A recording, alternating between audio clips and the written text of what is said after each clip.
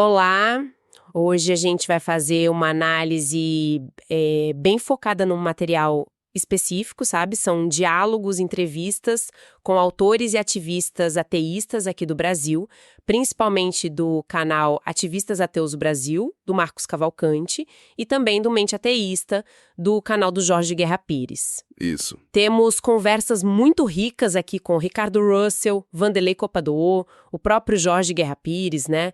Emerson Sena da Silveira, Jason Ferrer, Matheus Benites, enfim, vários nomes. A ideia é realmente mergulhar nesse conteúdo para entender um pouco o cenário atual do pensamento, do ativismo ateísta no Brasil, os desafios e, acho que principalmente, valorizar a produção nossa, né? A produção nacional. Com certeza. Que às vezes fica meio ofuscada pelos autores de fora.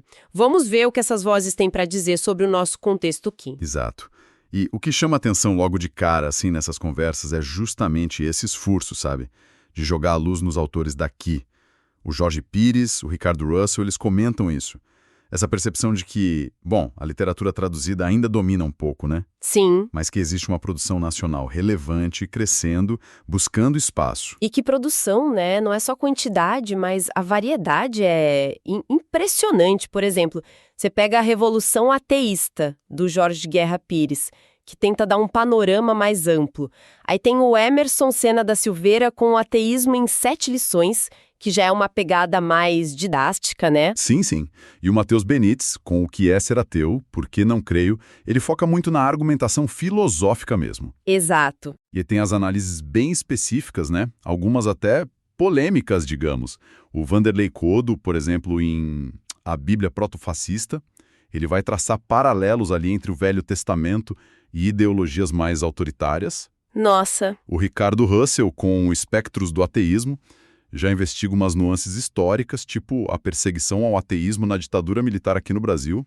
Bem interessante. Puxa. E o Jason Ferrer com Por que Jesus mentiu sobre sua segunda vinda, que entra na crítica textual mesmo, né? Direto ao ponto.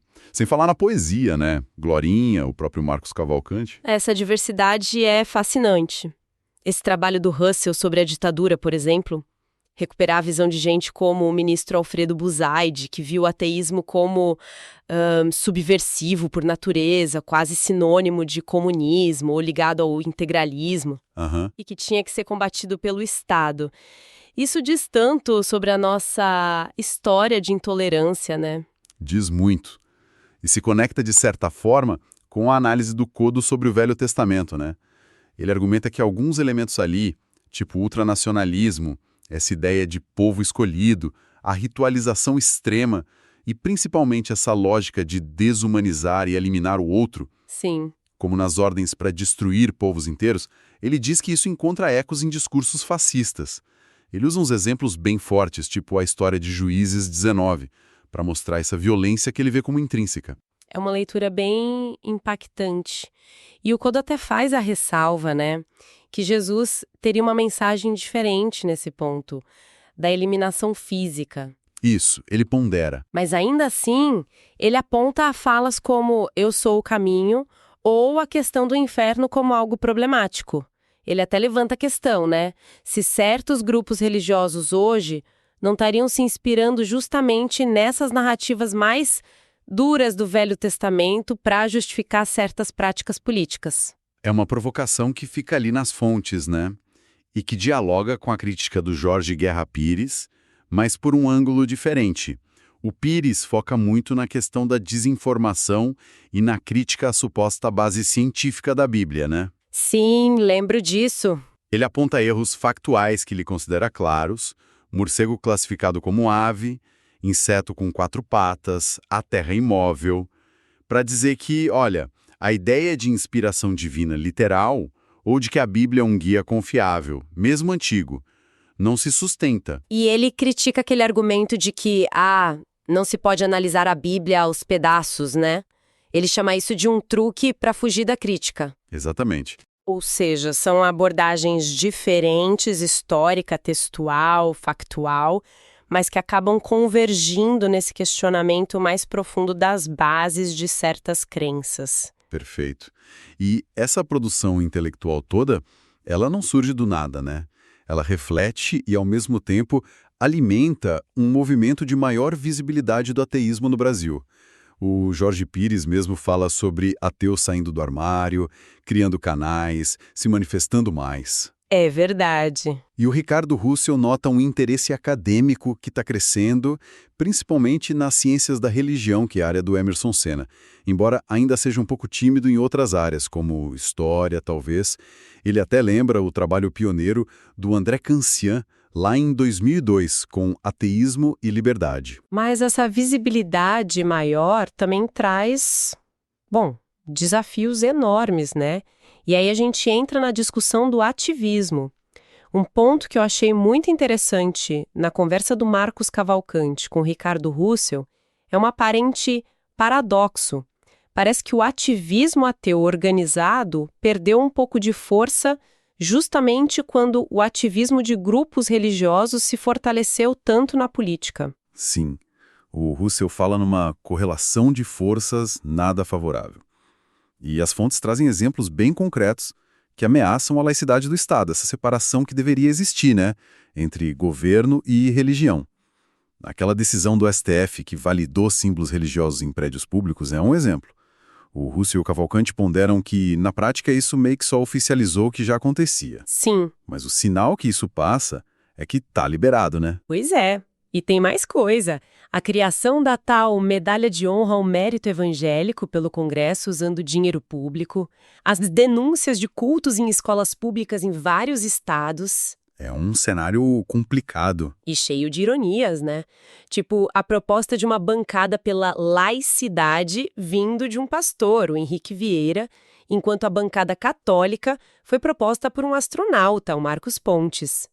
Como dizem lá na conversa, nem Freud explica certas coisas da nossa política. É, complicado mesmo. E diante disso, a organização se torna fundamental.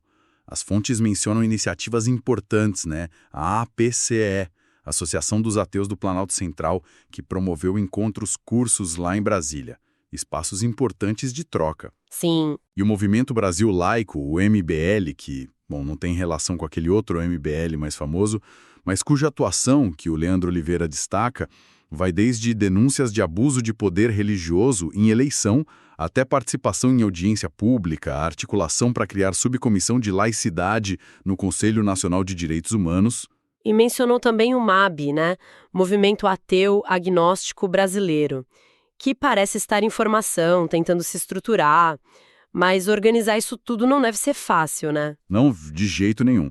O Cavalcante menciona essa necessidade estratégica de ter um corpo jurídico, né, para enfrentar as batalhas legais, mas aí esbarra na dificuldade prática, burocrática de formalizar as associações, cartórios, CNPJ, aquela coisa toda. Imagino. E o objetivo, como o Russell e o Cavalcante deixam claro, não é só ficar num ativismo online ou jurídico.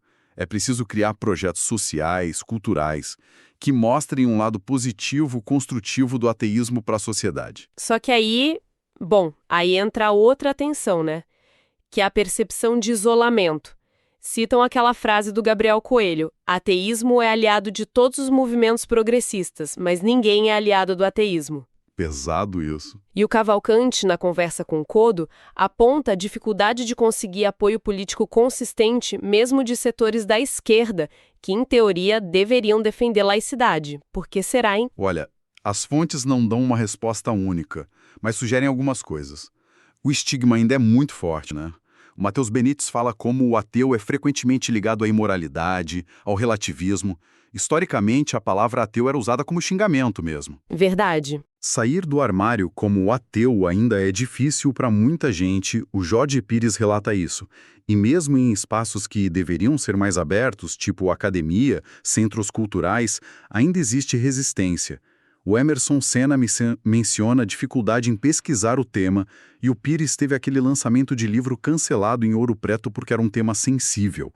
Então, existe um receio de se associar publicamente ao ateísmo. Isso leva direto para a questão da moralidade, né?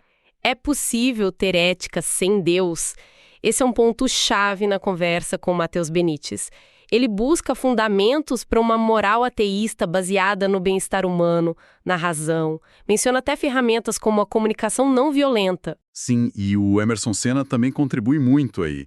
Ele propõe que a salvação para o ateu não é em outro mundo, mas é aqui e agora, sabe? Resolver os problemas reais. Guerra, pobreza, desigualdade, através da ação humana. Ele reconhece que tem ateu de tudo quanto é lado político, esquerda, direita, mas defende que a base moral precisa ser laica, não dogmática, para não cair no mesmo erro do dogmatismo religioso. Interessante. Ele até cita o primatólogo Franz de Waal, que argumenta que a moralidade, na verdade, veio antes da religião na evolução humana. Puxa, faz pensar.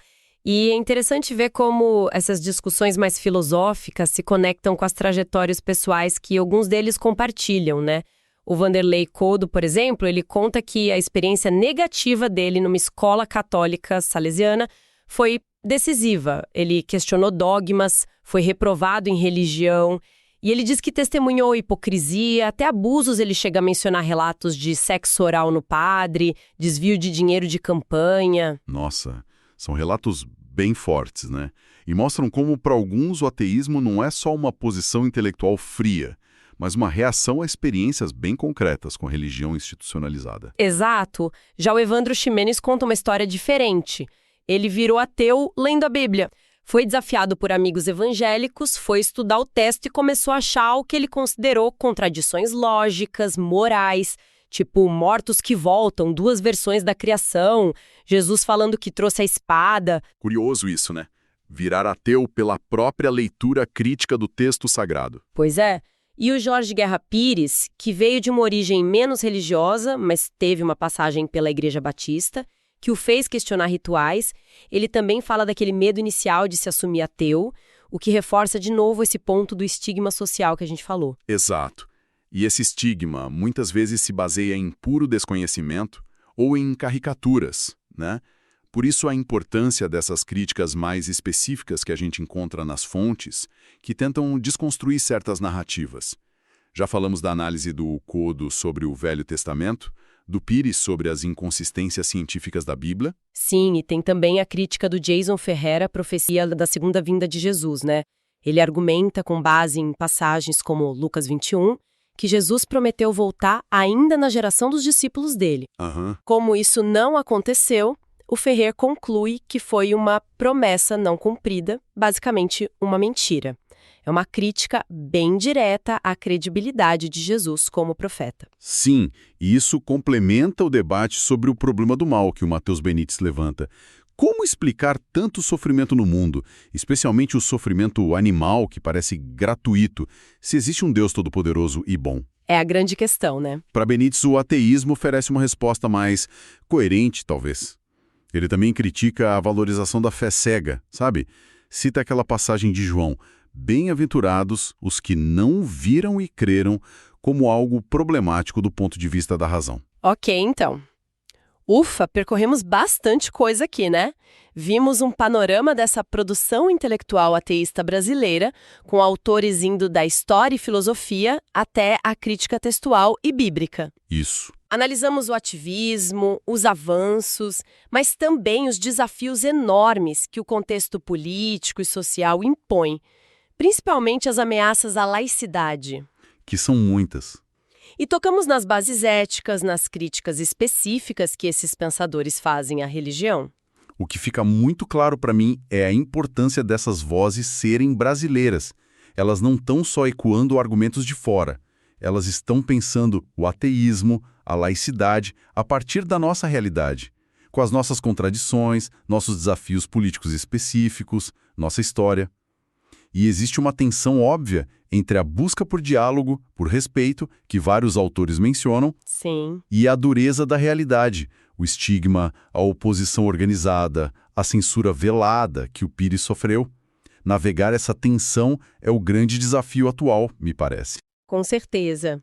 E isso nos deixa com uma provocação final, que eu acho que é especialmente relevante para quem, como o nosso ouvinte Jorge Guerra Pires, está nesse esforço de fortalecer o pensamento ateísta nacional, que é o seguinte: considerando toda essa ênfase no contexto brasileiro, a laicidade ameaçada aqui, o avanço de certos grupos religiosos na nossa política, essa necessidade de produzir e divulgar autores nacionais, como é que a gente pode pensar a articulação entre o pensamento ateísta brasileiro e as lutas sociais mais amplas do país? Boa pergunta. Como superar essa sensação de isolamento que algumas fontes trouxeram e construir pontes mais sólidas com outros movimentos que defendem direitos humanos, justiça social? Será que precisa redefinir algumas estratégias, alguns focos para os próximos anos? Fica a reflexão, né? Fica a reflexão. Olha, agradecemos demais pela curadoria desse material que permitiu essa análise tão rica e focada nas vozes do ateísmo contemporâneo aqui no Brasil. Foi muito esclarecedor.